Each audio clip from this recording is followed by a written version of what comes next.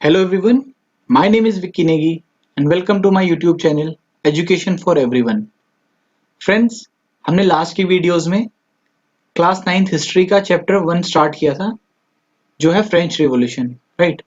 तो ये उसका थर्ड पार्ट होगा, थर्ड वीडियो है। अभी तक हमने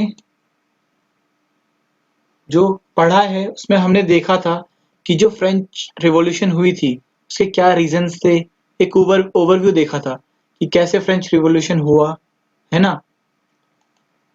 कैसे वहां पे मोनार्क की जो पावर थी उसको लिमिट किया गया, लिमिटेशंस की गई। थर्ड एस्टेट ने खुद को असेंबली डिक्लेयर कर लिया, राइट? और एक कॉन्स्टिट्यूशन बनाना स्टार्ट किया, ठीक है? और अपनी डिमांड्स को फुलफिल करवाया किंग से, राइट? और एक स्टेटस मिल गया उनको असेंबली का, ठीक है? और उनके कुछ राइट्स फिर एक्सेप्ट किए गए, ठीक है? ह्यूमन राइट्स मिले उनको। तो चलिए अब आगे कंटिन्यू करते हैं। अगर आपको इनिशियल स्टार्टिंग से अगर पढ़ना है, इस चैप्टर को समझना है, तो आई लिंक में वीडियोस का लिंक होगा, आप वहां जाके स्टार्टिंग से चैप्टर को स्टार्ट कर सकते हैं। और बाकी जो मेरी और वीडियोस भी हैं ज्योग्राफी से रिलेटेड, वो भी आप देख सकते हैं। चलिए कंटिन्यू करते हैं। France अबॉलिशेस monarchy and becomes a republic, right? अब हमने देखा था कि अभी तक क्या हुआ था कि किंग ने फ्रांस को या थर्ड स्टेट को, असेंबली को अलाउ कर दिया था। थर्ड स्टेट को एक डिक्लेयर कर दिया था कि चलो now you will be a assembly. तो उन्होंने स्टेटस दे दिया था असेंबली को, और किंग ने एक्सेप्ट कर लिया था कि उसकी पावर्स जो होंगी वो लिमिट की जाएगी और कॉन्स्टिट्यूशन के थ्रू चेक किया जाएगा उसकी पावर्स पे, राइट? तो तब जो फ्रांस की जो वहां पे जो स्टेटस था वो हो चुका था कि कॉन्स्टिट्यूशन मोनार्की बन चुका था फ्रांस, राइट? कि कॉन्स्टिट्यूशन भी है वहां पे, but still there is a monarchy, वहां पे किंग अभी भी है, ठीक है? हाँ, वो अलग बात है कि जो पावर्स थी वो डेलीगेट कर दी गई थी, ठीक है? लेजिस्लेचर, एग्जीक्यूटिव और जुडिशरी के बीच में, राइट? पर फिर भी अभी वहां पे किंग था, राइट? जो मेन एक तरह से हेड है वो अभी भी किंग ही है। तो उस टाइम पे क्या है कि फ्रांस क्या है, it was still a constitutional monarchy, ठीक है? नाउ अब क्या पढ़ेंगे हम कि अब मोनार्की को भी खत्म कर दिया जाएगा और अब फ्रांस एक रिपब्लिक बन जाएगा। देखते हैं कैसे। चलिए। Although Louis XVI had signed the constitution, he entered into secret negotiations with the king of Prussia. देखिए मैंने बताया कि अब लुई 16 ने एक्सेप्ट तो कर लिया, राइट? और कॉन्स्टिट्यूशन को साइन भी कर दिया, और लेकिन साथ ही साथ वो क्या कर रहा था, सीक्रेट नेगोशिएशंस कर रहा था प्रूशिया के साथ, ठीक है? किंग ऑफ प्रूशिया के साथ, ठीक है? जो लीडर्स थे of other neighbouring countries to were worried by the development in France, ठीक है? और क्या किया उन्होंने, अपने ट्रूप्स को क्या किया उस event taking place in the summer of 1789, ठीक है?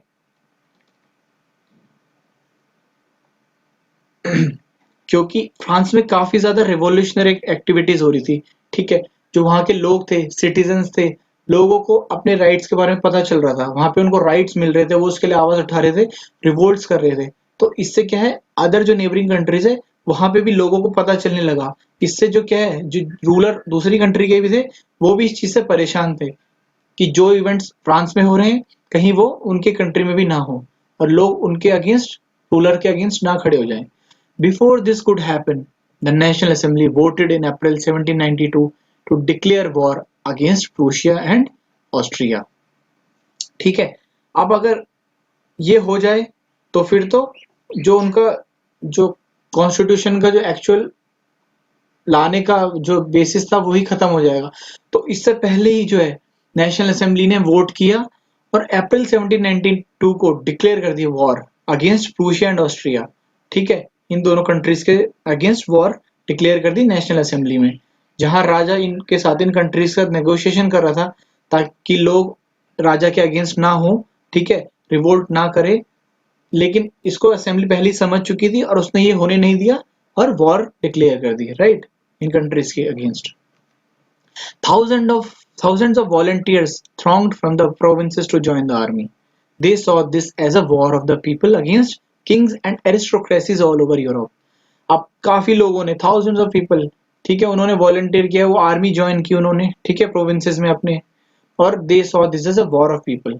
ये लोगों के हक की लड़ाई है, ठीक है, राजा के खिलाफ और एरिस्टोक्रेसी के खिलाफ, ठीक है, जो ये शाही लोग हैं उनके अगेंस्ट, और जो बड़े बड़े रईस लोग हैं उनके अगेंस्ट ये यूरोप में एक वॉर थी, ठीक है, जो सिटीजन है उनकी।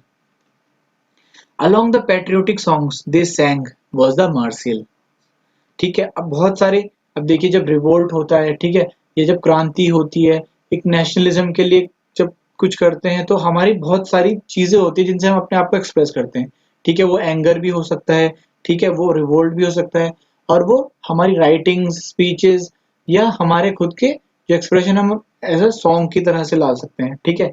तो ऐसे ही कुछ पेट्रियोटिक सॉन्ग्स भी उस टाइम पे गाए गए, ठीक है, जिसमें से एक था पॉपुलर था जो मार्सेल्स, ठीक है, composed by poet Roget de Lisle, ठीक है। It was sung for the first time by volunteers from Marseille as they marched into Paris and so got its name, ठीक है। तो वॉलंटियर्स ने ये सॉन्ग गाया जब वो पेरिस की तरफ मार्च कर रहे थे, और मार्सेल्स इसीलिए इसका नाम पड़ा क्योंकि ये पहली बार कहाँ से मार्सेल्स में जो वॉलंटियर्स थे उन्होंने गाया था, ठीक है। The Marseillaise is now the national anthem France, ठीक है। Revolutionary wars brought losses and economic difficulties to the people. अब ये जो मार्सेल्स है ये नेशनल एंथम बन गया है फ्रांस का, राइट। वो जो उनका वॉर के टाइम पे जो सॉन्ग था वो आज उनका नेशनल एंथम है। अब क्या हुआ, जो रिवॉल्यूशनरी वॉर्स थी उससे काफी लॉसेस हुए, इकोनॉमिक, साथ ही साथ इकोनॉमिक लॉसेस भी हुए, वैसे भी हुए, ठीक है। डेथ, लोगों की काफी जान माल की भी नुकसान हुआ, राइट। आपको पता ही है कि वॉर जब होती है तो उसमें खाली ये नहीं कि लड़ाई हो जाए और खत्म हो गया, इससे काफी इकोनॉमिक क्राइसिस भी आता है, ठीक है, और डेथ तो होती है obviously. While the men were away fighting at the front, women were left to cope with the task of earning a living and looking after their families. अब जब लोग, जो मैन थे वहां के, वो फाइट के लिए जा रहे थे, फ्रंट में थे वो, ठीक है, फ्रंट लाइन में थे वो, ठीक है, जहाँ पे एक्चुअल वॉर हो रही है, तो वुमेन वहां पे अकेली थी, तो वो क्या कर रही थी, वो भी अपना पार्टिसिपेशन कर रही थी, किस तरीके से, अर्न अ लिविंग, चलाने के लिए, अपनी लिविंग को, घर चलाने के लिए, अपनी फैमिली को देखने के लिए, तो वो लिविंग कर रही थी, अर्न कर रही थी, अर्निंग्स कर रही थी, right. Large sections of the population were convinced that the revolution had to be carried further, as the Constitution of 1971 gave political rights only to the richer sections of the society. अब जो ज्यादातर section था population का, ठीक है, आपको पता ही है कि जो टॉप में हुआ करते थे नोबल्स और क्लर्जी और नोबल्स, राइट। अब तो क्या कर दिया, उनसे सारे स्टेटस छीन लिए थे जब कॉन्स्टिट्यूशन आया, ठीक है। किंग की पावर को लिमिट कर दिया गया था, ठीक है, जो जो जो प्रीस्ट को, क्लर्जी को, फर्स्ट एस्टेट को, सेकंड एस्टेट को जो प्रिविलेजेस थी वो खत्म कर दी थी, राइट। तो अब अभी भी जो लार्ज सेक्शन था पॉपुलेशन का वो चाहता था कि ये जो रिवॉल्यूशन है ये कंटिन्यू की जाए, ठीक है। और कॉन्स्टिट्यूशन ऑफ 1791 ने उनको पॉलिटिकल राइट्स दिया, ठीक है, और ये सिर्फ रिचर सेक्शंस के पास था। तो वो इसीलिए इन चीजों को खत्म करने के लिए, सबको बराबर करने के लिए इसको आगे कंटिन्यू करना चाहते थे। Political clubs became an important rallying point for people who wished to discuss government policies and plan their own forms of action. अब इन चीजों के लिए, खुद को एक्सप्रेस करने के लिए सबसे पहले, और अपने इस पार्टिसिपेट करने के लिए इस रिवॉल्यूशन में सबसे अच्छा उनके पास क्या ऑप्शन रहता था, पॉलिटिकल क्लब्स का, ठीक है।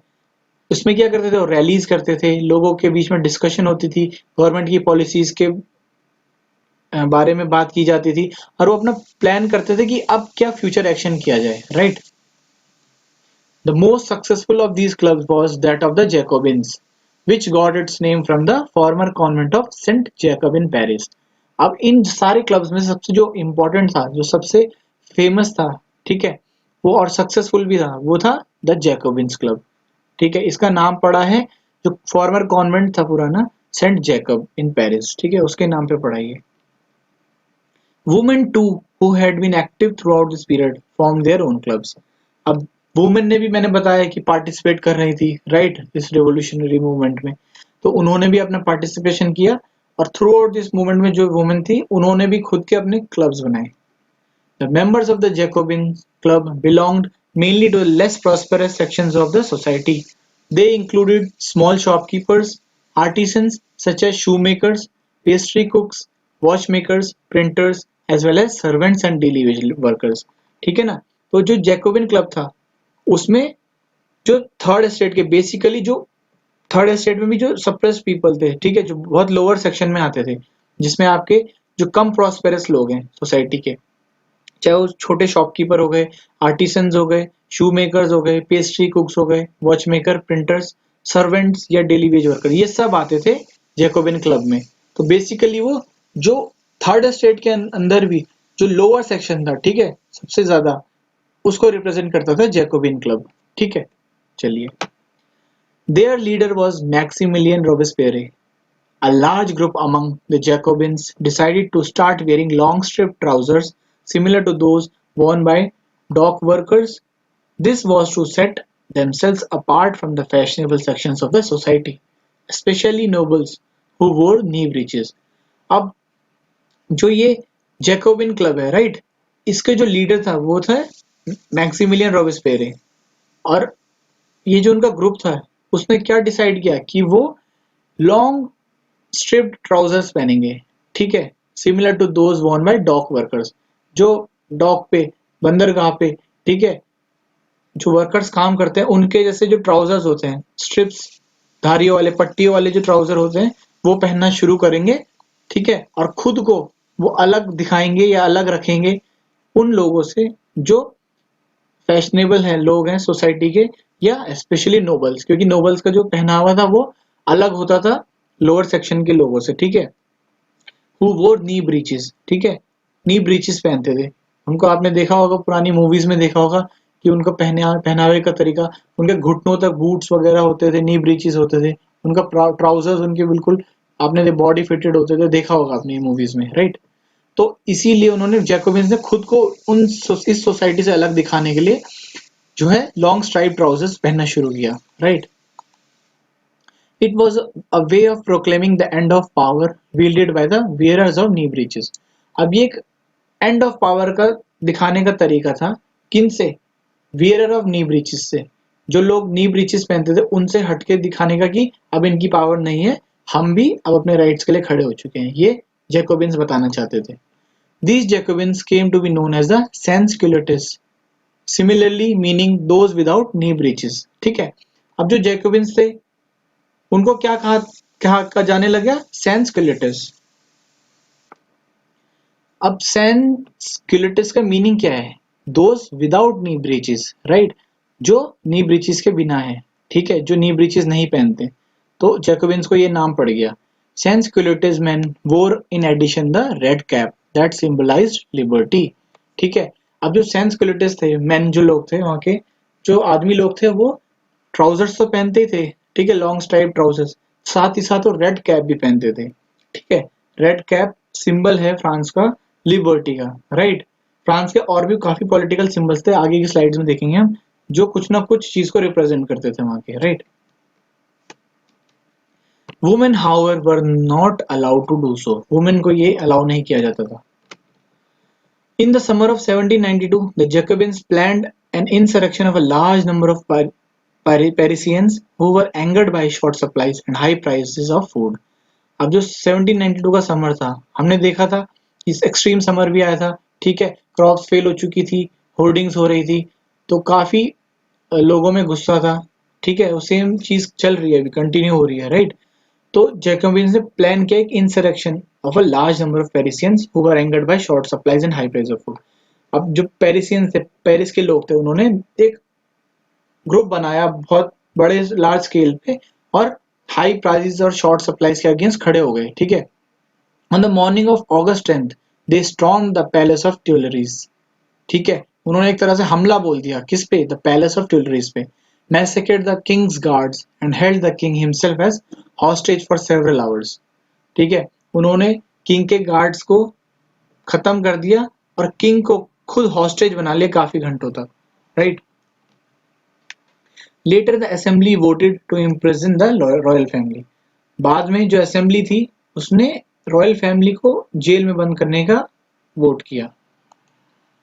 Elections were held from now all men of 21 years and above regardless of wealth. ठीक है, अब ये क्या करेंगे, उनके पास राइट टू वोट होगा। ठीक है, तो पहले क्या हुआ था, जब कॉन्स्टिट्यूशन आया था, ठीक है, तो जो पावर डेलीगेट करी गई थी लेजिस्लेचर, एग्जीक्यूटिव और जुडिशरी के बीच, तो हमने देखा था कि जो वोटिंग का राइट था, अभी जो कॉन्स्टिट्यूशन आया था तो पहले, तो जब कॉन्स्टिट्यूशनल मोनार्की बना था तो जो वोटिंग का राइट था सिर्फ उन लोगों को था जो 25 ईयर्स के अबव थे, और स्पेशली ओनली मेन पीपल। ठीक है, मेन को मिला था जो, ठीक है, 3% सॉरी 3 days की जो वेज होती थी उसके इक्वल, ठीक है, अपना टैक्स पे करते थे, वही एलिजिबल होते थे वोट के लिए। और वो वोट के लिए एलिजिबल होते थे और वोट करते थे किसको, जो वहां के इलेक्टर्स बनते थे। इलेक्टर्स को करते थे वो इनडायरेक्टली वोट, और तब डायरेक्टली जो इलेक्टर्स थे वो वोट करते थे किसको, जो असेंबली होती थी, जो असेंबली के मेंबर चुने जाते थे। तो अब लेकिन ये चेंज हो गया और अब इलेक्शन होंगे, इलेक्शन हेल्ड किए गए, राजा को हटा दिया गया, जेल में बंद कर दिया गया, और अब से जो वोटिंग राइट था सबको, जो भी मेन 21 ईयर्स के, देखिए अभी भी मेन ही है यहाँ पे, वुमेन और बच्चे, मतलब वुमेन अभी तक नहीं इसमें पार्टिसिपेट कर रही हैं, सिर्फ मेन ही है, बस एज कम कर दी गई है 21 ईयर्स। और जो वेल्थ का वो था कि इतनी वेल्थ होनी चाहिए या इतना कम से कम टैक्स पे होना चाहिए, वो हट गया। लेकिन तो अब राइट टू वोट मिल चुका है man of 21 years and above regardless of wealth. ठीक है, the newly elected assembly was called the convention. अब जो नई इलेक्टेड असेंबली बनी है उसका नाम क्या है, कन्वेंशन। पहले जो असेंबली बनी थी, ठीक है, वो किसने बनाई थी, थर्ड एस्टेट के लोगों ने, ठीक है, जिन्होंने खुद को डिक्लेयर कर दिया था कि हम असेंबली है। अब जो असेंबली जो नई बनी है उसका नाम है कन्वेंशन, याद रखना। ठीक है, on 21st September 1792 it abolished the monarchy and declared France a republic। अब ये सेकंड फेज आ रहा है। सबसे पहले जब राजा से पावर उसकी कम करी गई, लिमिट करी गई, तो कॉन्स्टिट्यूशनल मोनार्की बना, राइट, कि मोनार्की राजा है लेकिन मोनार्की है लेकिन वहां पे कॉन्स्टिट्यूशन भी है। अब ये सेकंड फेज है, वहां का पॉलिटिकल सिस्टम चेंज हो रहा है। अब जो है मोनार्की बिल्कुल खत्म कर दी गई है, राजा का जो रूल है वो खत्म कर दिया गया है, ठीक है, कॉन्स्टिट्यूशन ने। और अब फ्रांस को क्या बना दिया गया, एक रिपब्लिक। तो ये डेट भी याद रखनी है आपको, 21 सितंबर 1792 the monarchy was abolished and declared France a republic. अब रिपब्लिक क्या होता है आपको पता ही होगा ऑलरेडी, कि रिपब्लिक एक गवर्नमेंट का फॉर्म होता है जहां पे people elect the government including the head of the government. ठीक है, जैसे हमारे यहाँ प्रेसिडेंट जो होते हैं, राइट, इनडायरेक्टली हम उनको चुनते हैं, राइट। तो हेड ऑफ द गवर्नमेंट हमारे जैसे प्रेसिडेंट होते हैं, राइट। वैसे तो पीएम होते हैं, पर जो हमारा जो कॉन्स्टिट्यूशन है, हेड जो है वो प्रेसिडेंट ही है, राइट। तो रिपब्लिक कोई भी जो फॉर्म ऑफ गवर्नमेंट है जहाँ पे पीपल चुनते हैं, ठीक है, गवर्नमेंट का हेड, और there is no hereditary monarchy, और वहां पे कोई हेरिडिटरी मोनार्की नहीं होती। Louis 16 was sentenced to death by a court on the charge of treason। अब जो लुईस 16 था उसको देशद्रोह के लिए चार्ज किया गया, ठीक है, और डेथ पेनल्टी दी गई, क्योंकि आपने देखा ही था कि वो कॉन्स्पिरेशन कर रहा था प्रूशिया वगैरह के साथ, ऑस्ट्रिया के साथ, right. On 21 January 1793 he was executed publicly at the place de la Concorde, right। The Queen Mary Antoinette met with the same fate shortly after। अब सेम चीज मैरी एंटोनेट के साथ भी हुई, कुछ टाइम में उनको भी एग्जीक्यूट किया गया। तो अब कॉन्स्टिट्यूशनल मोनार्की ना रह के अब जो फ्रांस है वो एक रिपब्लिक बन चुका है, राइट। कॉन्स्टिट्यूशन भी है वहां पे और वो अब रिपब्लिक बन चुका है। हेड को अब लोग वोटिंग के द्वारा चुनेंगे, गवर्नमेंट का जो हेड होगा। नाउ अब नेक्स्ट फेज आता है इसमें, रेन ऑफ टेरर। अभी रेन ऑफ टेरर है क्या, the period from 1793 to 1794 is referred to as the reign of terror। ठीक है, ये याद रखना है आपको कि जो 93 से 1793 से 94 का जो पीरियड रहेगा उसको रेन ऑफ टेरर कहा जाएगा। क्यों कहा जाएगा, ये टाइम टेरर का क्यों है, देखते हैं चलिए। Robespierre followed a policy of severe control and punishment। All those who he saw as being enemies of the republic, ex-nobles and clergy, Members of the other political parties, even members of his own party, who did not agree with his methods were arrested, imprisoned and then tried by revolutionary tribunal. अब जो Robespierre थे वो कौन था? देखा था ना हमने अभी कि रॉबिस्पियर जो जैकोबिन क्लब का लीडर था, अब उस उनकी गवर्नमेंट बनी है, राइट? वो बहुत पॉपुलर हो चुका था जैकोबिन क्लब, तो उन्होंने ही नई असेंबली बनाई है, राइट?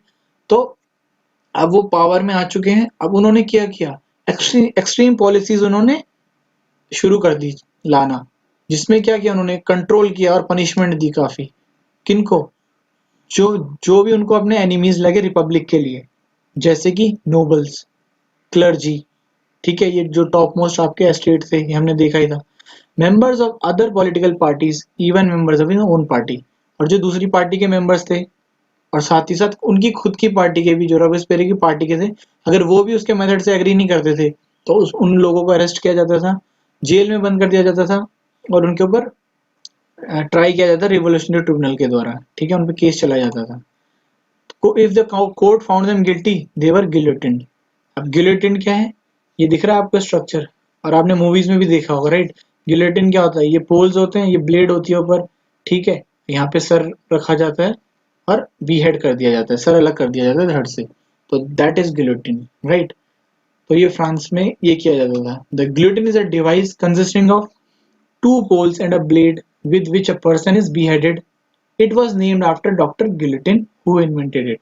उनके नाम पे, ये डॉक्टर गिलोटिन के नाम पे, जिन्होंने इसको इन्वेंट किया था। तो हम देख रहे हैं यहाँ पे कि रॉबिस्पियर भी एक तरह से पावर आई उनके पास, तो वो भी क्या कर रहे हैं कि जो जिन लोगों ने उनपे मतलब अत्याचार वगैरह किया था, सप्रेस किया था, क्योंकि रॉबिस्पियर भी जो थे, जो जैकोबिन क्लब था, उसमें सारे थर्ड स्टेट की जो सबसे डिप्रेस क्लास थे, लोग थे, सबसे जो नीचे के लोग हुआ करते थे, ठीक है, सेक्शन सोसाइटी के सबसे ज्यादा डिप्रेस्ड, ये सप्रेस लोग, उनको रिप्रेजेंट करता था।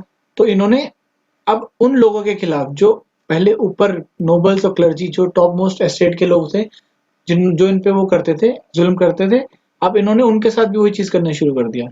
तो ये क्या है, एक तरह से ये an eye for an eye makes the whole world blind, वही वाली बात है कि ये आंख के बदले आंख, तो फिर तो एक की आंख फोड़ेंगे, दूसरा फोड़ेगा, तो फिर सभी अंधे हो जाएंगे, वही वाली बात है। तो पावर आने पे हमें ये नहीं होना चाहिए, right? The Robespierre government issued laws placing a maximum ceiling of wages and prices, ठीक है, अब इन्होंने सीलिंग लगा दी वेजेस पे भी और प्राइसेस पे भी। Meat and bread were ration, अब जैसे हमारे राशन देख रहे हैं कि इतना मिलता है, इतना, वो राशन वाला सिस्टम कर दिया, ठीक है। Peasants were forced to transport their grain to the cities and sell it at fixed prices as prices fixed by the government। अब जो किसान थे, ठीक है, उनको क्या करता, फोर्स किया जाता था कि वो सारी ग्रेन को शहर में लाएंगे और उस प्राइस पे बेचेंगे जो गवर्नमेंट फिक्स करेगी। The issue of more expensive, sorry, the use of more expensive white flour was forbidden। जो एक्सपेंसिव वो था, फ्लोर, आटा था, उसको उसका यूज करना ही बंद कर दिया गया, फॉरबिड कर दिया कि कोई यूज करेगा ही नहीं, उसको रेस्ट्रिक्ट कर दिया। All citizen were required to eat the पेन दी एगेलिट equality bread, a loaf made of whole wheat. अब हर किसी को ये जरूरी हो गया, कंपलसरी हो गया कि वो प्लेन ब्रेड खाएंगे, इक्वालिटी ब्रेड खाएंगे, जो होल व्हीट से बनी होती है। होल व्हीट मतलब जो रॉ जो व्हीट होता है, ठीक है, अनरिफाइंड व्हीट होता है, उससे जो ब्रेड बनी होती है उसको कहते हैं। तो मतलब एक तरह से सबको इक्वल करने के लिए क्या है, एक तरह से ये रेस्ट्रिक्शन है कि जो रिच है वो भी यही खाएगा, जो पुअर है वो भी यही खाएगा। तो फोर्सफुली एक तरह से मतलब क्या इक्वालिटी लाने की कोशिश की जा रही है, जो सक्सेसफुल नहीं होता है, क्योंकि अब इस चीज में भी अगर रेस्ट्रिक्शन लगाए कि कौन क्या खाएगा, तो फिर ये भी राइट्स का एक तरह से उनको राइट्स के अगेंस्ट जा रहे हैं। Equality was also sought to be practised through forms of speech and address. अब इक्वालिटी ला रहे हैं किस तरीके से, स्पीचेस के थ्रू, ठीक है। इंस्टीड ऑफ द ट्रेडिशनल मॉन्सियर, sir and madam, madam, all French man and women were henceforth citoyen and citoyenne citizen। Churches were shut down and their buildings converted into barracks or offices।